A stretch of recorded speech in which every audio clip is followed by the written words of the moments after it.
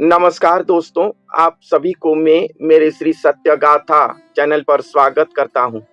कलयुग की अंत समय पर एक दिव्य महापुरुष के शरीर पर स्वयं सृष्टिकर्ता भगवान श्री जगन्नाथ महाप्रभु का आगमन होगा। वो दिव्य महापुरुष स्वयं अनंत नारायण होंगे, जो कि एक भगत स्वरूप होकर धरती पर अवतार लेके अपने सृष्टिकर्ता भगवान को, जिनसे वो सृष्टि हुए हैं, उनको अपने महाप्रेम की महापुकार पर विवश करेंगे अवतरण करने के लिए अपने सृष्टि चक्र के अंदर। स्वयं भगवान उनके महाप्रेम पर इतना विवश हो जाएंगे कि अपने ही भगत के दास होकर रहने की महा इच्छा लेकर आए होंगे।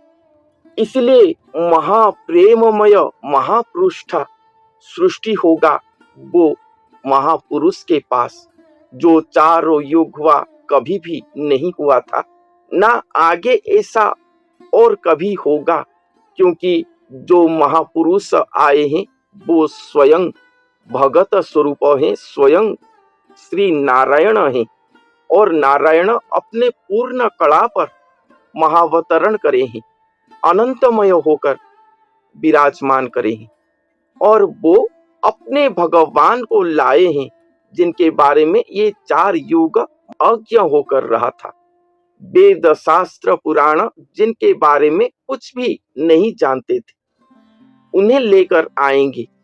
दोनों के प्रति अति सम्मान प्रबल सेवाकारी मनोभाव लेकर रहे होंगे। इसलिए महाप्रेम दोनों के मध्य दिखाई देगा। दोनों के मध्य रहे संपर्क, महासंपर्क को वर्णन करना असंभव है, क्योंकि वहां पर अनेक संपर्क दिखाई दिया होगा, जो मैं पिछले एपिसोड पर आपको बताया था। तो ये दोनों के मध्य रहे महाप्रेममय महावार्ता को संत हरिदास जी ने अपने भावना वर पुस्तक पर वर्णन करे हैं। तो इसी पुस्तक के तृतीय, चतुर्थ, पंचम अध्याय पर संत ने क्या लिखे हैं, आइए सुनते हैं। तुच्छाकु आहुरी जन मुखे भणी होई अछि जे बाइया, तुम्भे भला भल जगते होइछ जानुथिबो चौबाहा। वो महापुरुष कहते हैं कि मेरे शरीर पर ये जो दुर्लभ अलौकिकता दृश्य हुआ है, इसको जनमुख में प्रकाश करेंगे तो ये जनता सब मुझे पागल कहेंगे, और आप तो खुद जगत स्वरूप हो, तो आप ये बात को समझ पाते होगे। मुँह हुईली माटी जो गाधी सुदृष्टि आपने तो सुना अच्छा, मैं तो खुद ही मिट्टी जो गाधी सुदृष्टि हुआ हूँ। जो मिट्टी के ऊपर आप स्वयं श्री जगन्नाथ महाप्रभु समाधि लिए हो, और समाधि लेकर पूर्ण स्वरूप धारण किए हो, और आप तो खुद ही सोना होकर रहे हो। तुम्भ घर को भल लोक कहती आपने विचारी बाछ।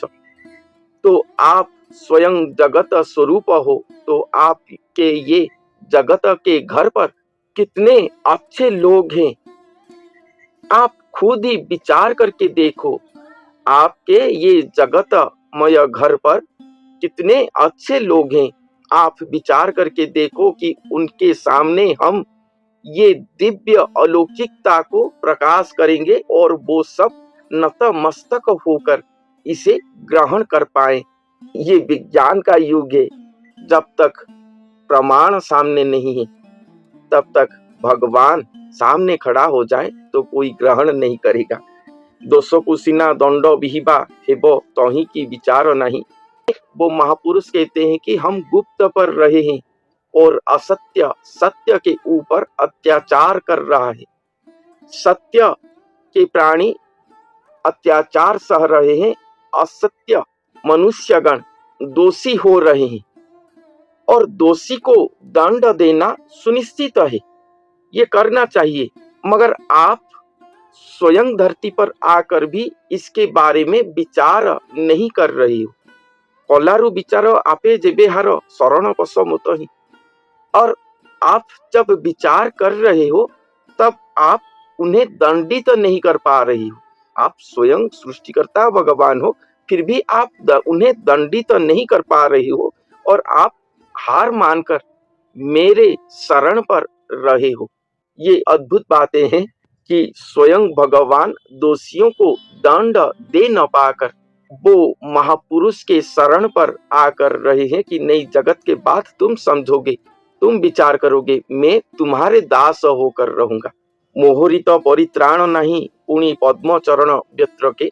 आप मेरे शरण जा रहे हो, मगर मेरा जो परित्राण है वो आपका पद्म पाद ही है। आपके पद्म पाद बिना मेरा परित्राण अन्य कहीं भी नहीं है। अशेष ब्रह्मांड नाथ होई पुनि प्रभु ही तो अच्छ सुखे। आप अशेष ब्रह्मांड के नाथ होकर भी आप सुख पर हो। मु जही की प्रति आशा करियछि सेहिटी पूर्ण भंडार। ब्रह्मा रुद्र जही दास पणेछंती आउ बा केते मातर। वो महापुरुष कहते हैं कि मैं जहां पर आशा करके रहा हूं वो पूर्ण भंडार है, वो पूर्ण भंडार है। उनके पास ब्रह्मा रुद्र दासपण में रहे हैं और क्या कहने की आवश्यकता है। एफा स्वरूपुणी प्रभु उबुरी बोली तो नदी से मोते। आप ही वही भगवान हो जो कि मेरे भगति की महाप्रेम पर खुद महाबंदी हो गए हो मेरे शरीर पर।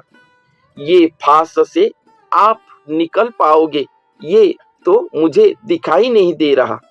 जो महाप्रेम की फांस पर मैं आपको पकड़ा हूं, अपने शरीर पर धारण किया हूं, ये प्रेम डोरी को काट के आप यहाँ से निकल नहीं पाओगे। तुम्भे परा देखो हाथों जोड़ी उभा हुई छ मोर संगते।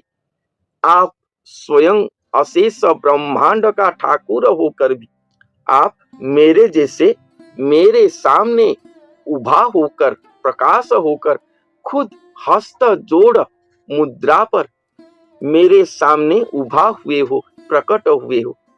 स्वयं भगवान अपने भगत के सामने जोड़ हस्त पर खड़े हुए हो, प्रकाश हुए हो।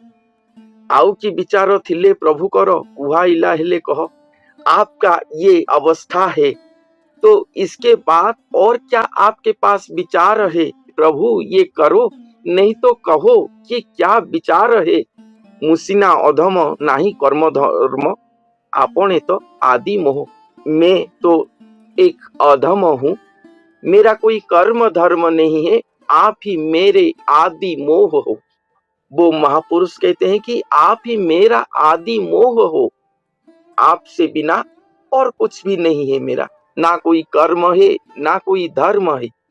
आप जो कहोगे मैं वही करता हूँ। आप चलमान होने से मैं खुद चलमान होता हूँ, मगर आप तो खुद ही मेरे सामने जोड़ हस्त पर प्रकाश हुए हो, तो उसके बाद हम क्या करेंगे ये विचार को आप खुद ही कहिए। ये वो महापुरुष कह रहे हैं। मो भरोसा अभय पद्म चरण आपणकर कि कुह। अशेष संसार सूत्र रे छंदिछ अण सूत्रे एबे रुह। वो महापुरुष कहते हैं कि मेरा भरोसा तो अभय पद्म चरण है। आपका भरोसा क्या है आप कहिए। ये अशेष संसार को सूत्र पर छंद में बांध कर रखे हो, अब अण सूत्र पर आप खुद ही रहिए। मुही परा प्रभु तुम्भों को आयत तुम्भे तो मोहर बसी। येते बड़ प्रीति घना घन ठारे भक्त वृंद की नतोसी। ये बहुत ही बड़ा लाइन है। यहाँ पर महापुरुष कहते हैं कि हे प्रभु मैं आपके आयत्त में हूँ, संपूर्ण आयत्त में हूँ और आप मेरे बस हो गए हो, मेरे बसी हो, मेरे बस हो गए हो, संपूर्ण बसता स्वीकार कर ले चुके हो।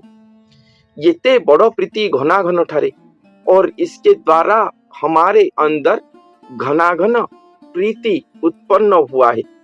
भयंकर महाप्रेम हमारे मध्य उत्पन्न हुआ है। इसलिए कोई भी भक्त वृंद इसके अंदर प्रवेश नहीं कर पा रहे हैं। कोई भी भक्त वृंद को यहाँ पर तोष नहीं किया जा पाएगा। कोई भी भक्त इसके अंदर प्रवेश नहीं कर पा रहे, क्योंकि जो भक्त भगवान के मध्य जो महाप्रेम संपर्क है, भक्ति भाव का हो या महाप्रेम का हो, यहाँ पर जो हुआ है दिव्य सुघटन हुआ है, वो सर्वोच्च स्तर को चला गया है। बड़े बड़े मुनि ऋषि जोगी भी वो स्तर को नहीं जा पाते। तो ये भक्त वृंद कहाँ उसके अंदर प्रवेश करेंगे, जहां पर देवी देवता ब्रह्मा रुद्र सहित प्रवेश न कर पाके हस्त जोड़ मुद्रा पर खड़े हैं, वहां पर और कौन प्रवेश करेगा। इसलिए भक्त वृंद वहां पर प्रवेश नहीं कर पा रहे हैं। किसी को भी तोष संतुष्ट नहीं किया जा रहा है, स्थान नहीं दिया जा रहा है कोई भी भक्त वृंद को। आहे पद्ममुख फेड़ मोर दुख करुणा हृदय हेउ, ए अघ को भानु हुआ जेबे कान्हू तिमिरी टूटी न जाओ। इसलिए वो महापुरुष स्वयं भगवान पद्ममुख के पास जनान करते हैं कि मेरे दुख दुर्दशा को दूर करे और ये अघ घन अंधकार को भानु जैसे, अर्थात जैसे सूर्य उदय होने से अंधकार दूर होता है, उसी तरह मेरे ये घन अंधकार तिमिरी को आप दूर कीजिए। भानु की तरह, सूर्य की तरह उदय होकर ये अंधकार को दूर कीजिए। काहाकू मो दुख कही भी नाथ के अच्छी तुम्भ बाहरे। वो महापुरुष कहते हैं कि मेरे जो दुख है मैं आपके बिना और किसी को भी कह नहीं पाऊंगा, क्योंकि आपके बिना मेरे ये संसार पर कोई भी नहीं है। थिलाकू कहिली गले मुही हेली बुझू थाओ या चित्तरे। आप मेरे पास हो इसलिए मैं आपको मेरा दुख कह रहा हूँ। आप चले जाओगे तो ये दुख मैं किसी को नहीं कह पाऊंगा, ये मेरे पास ही रह जाएगा। ये आप अपने चित्त पर विचार करके समझ जाओ। मोह रजे डर प्रभु को गोचर अधिके कही भी किस, अवसान काले अभय मंडले रही थी तुम्भ पास। वो महापुरुष कहते हैं कि मेरा एक ही डर है जो कि प्रभु को गोचर है, आपको गोचर है, और मैं अधिक क्या कहूंगा। अवसान काले अभय मंडले रही थी तुम्भ पास। जब अवसान समय आएगा, जब अवसान समय आएगा तब आपके अभय मंडल पर आपके पास ही मैं रहूंगा। ये वरदान मुझे कीजिए कि जब अवसान समय आएगा तब मैं आपके पास ही रहूंगा। तुम्भे जे चिन्ही मोते दया करिब मुही न जानिबी जेबे, तुम्भे जेबे दया मोते रखिथिब मुही थिबी तुम्भ भावे। वो महापुरुष कहते हैं कि आप मुझे पहचान कर मेरे प्रति दया भाव रखना। मैं आपको जानूं या न जानूं, मैं आपको याद रखूं या न रखूं, मगर आप मुझे पहचान करके मेरे प्रति दया भाव रखना। आप अगर दया भाव मेरे प्रति रखोगे तो मैं सदा ही आपके पास ही रह सकूंगा, आपके भाव पर रह पाऊंगा। आउ अबा किस आहो पितवास छामुरे अबा कहिबी, तुम्भे जेबे जीव मोते संगे नेब अन्य मु केणे नोहिबी। वो महापुरुष कहते हैं कि हे पितवास, इससे अधिक मैं और क्या कहूँ। आपके छामू पर, आपके दरबार पर, आपके सामने मैं इससे अधिक क्या कहूँ। आप जब भी जाओगे मुझे अपने साथ ही लेकर जाना। मेरे शरीर पर आप आकर रहे हो तो मेरा जब अवसान समय आएगा, अंतिम समय आएगा, तब तक मेरे शरीर पर रहना और मुझे अपने साथ लेकर जाना। मुझे छोड़ के चले मत जाना। जैसे अनेक मुनि ऋषि सृष्टि हुए हैं, अनेक साधु भक्त जन सृष्टि हुए हैं, वो सब भगवान को पाए हैं, मगर कुछ दिनों के बाद आप उनसे दूर चले जाते हो, उनको नाना प्रकार के वरदान देके आप चले जाते हो। ऐसा मत करना। आप जब भी जाओगे मुझे अपने साथ लेकर जाना, मुझे छोड़ के मत चले जाना। यही कथा को पाद पद्म दियो मु संकेत देली तुम्भंकु। आप ये बात पर अटल रहना और मुझे अपने पाद पद्म देना, ताकि मैं समझ जाऊंगा कि आप मेरे बातों पर, मेरे जनान पर आप अपना सहमति दिए हो। मोह विषय रे बहुत अछिटी लागिला सबु प्रभु। वो महापुरुष कहते हैं कि मेरे विषय पर बहुत बातें हैं, मेरे विषय पर बहुत बातें हैं। मैं सब कुछ आपके पद्म पाद पर समर्पण करके आपके पास रहता हूँ। मेरे कुछ भी करने की आवश्यकता नहीं, क्योंकि आप खुद ही चले आए हो।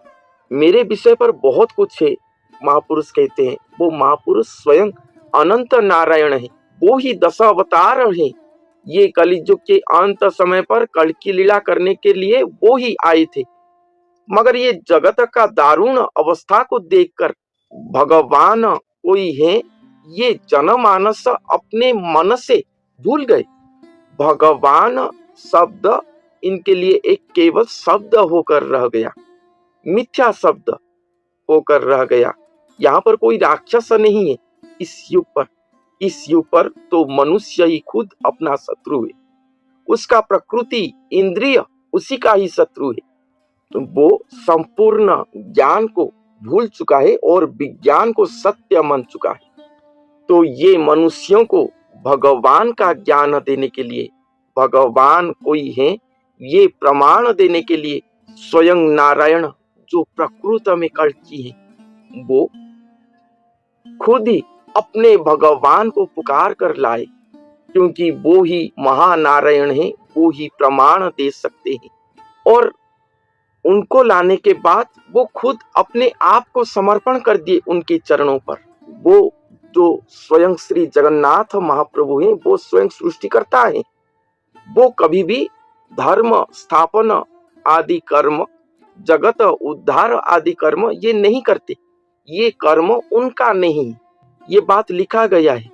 केवल अपने भगत के प्रीति पर ये भार को वो खुद वहन करें, इसलिए वो कल्कि लीला करेंगे। वो कल्कि नहीं, वो कल्कि स्वरूप पर आएंगे और कल्कि लीला करेंगे।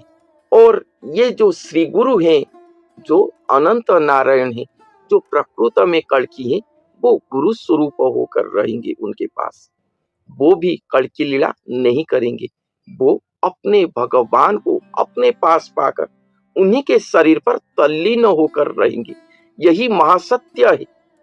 इसलिए वो कहते हैं कि मेरे लिए बहुत बातें लिखा होकर रहा है, मेरे लिए बहुत बातें हैं जो मैं सब कुछ आपके पास ही समर्पण करता हूँ। ये सब कुछ आपको ही लगा कि कैसे आप जगत भगत सभी को उद्धार करेंगे।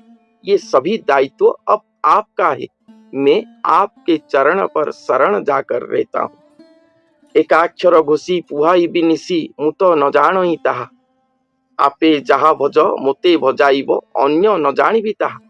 वो महापुरुष कहते हैं कि मैं एकाक्षर को जाप करके रात्रि को पुहाऊंगा, अर्थात रात निकल जाएगा, सुबह होगा। एकाक्षर जाप करते करते रात गुजर जाएगा और सुबह होगा।